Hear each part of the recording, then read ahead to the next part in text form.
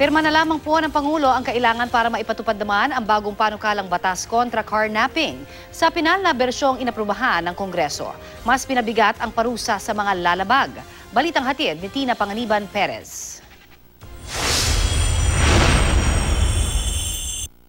Isa sa mga kaso ng carnapping na tumatak sa marami ang kay Venson Evangelista, isang car dealer na pinatay at sinunog pa ang katawan noong 2011. Ang kaso nakabinbin pa rin sa korte. Unang panawagan ko, yung first day na nakaburol ang anak ko is baguhin, i-revise, gawing comprehensive, palakasin ang Anti-Carnapping Act of 1972. Dahil sa kasong ito at iba pang carnapping cases na may bahid ng karahasan, inihain ni Malabon Representative Josephine Veronique Noel ang bagong Anti-Carnapping Act.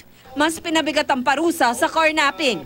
Sa pinal na bersyon ng panukalang inaprubahan ng Senado at Kamara, hindi na pwedeng pagpiansahin ang akusado kung malakas ang ebidensya laban sa kanya o kung ang carnapping ay ginawa ng isang grupo o sindikato gamit ang dahas o kung ang biktima ay namatay o ginahasa. Ang mapapatunayang nagkasala, parurusahan ng 20 hanggang 30 taong pagkakabilanggo kung walang ginamit na dahas. 30 hanggang 40 taong pagkakabilanggo kung may dahas o pananakot at habang buhay na pagkakabilanggo kung namatay ang biktima. Mismo ang PNP Highway Patrol Group isinusulong na gawing non-bailable offense ang carnapping. Base sa ulat ng PNP, bahagyang bumaba ang bilang ng mga kaso ng carnapping na iniulat sa kanila mula 2014 hanggang 2015.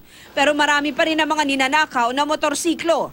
3 raw ang modus ng mga carnapper ngayon: stolen while parked unattended, forcibly taken, at ang pinakatalamak ngayon, tinatawag natin rentangay.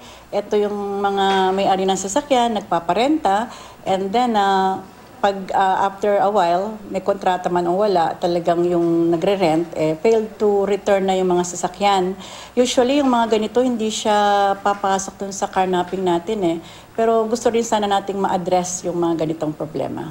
Payo ng HPG, kung magpapahiram ng sasakyan, tingnan din, no? Alamin din natin kung sino yung pinapahiram natin at kailangan meron tayong kasulatan o kontrata. sakaling manakawan ng sasakyan, agad mag-report sa pinakamalapit na estasyon ng pulisya o direkta na sa HPG para makapagpalabas agad ng alarma.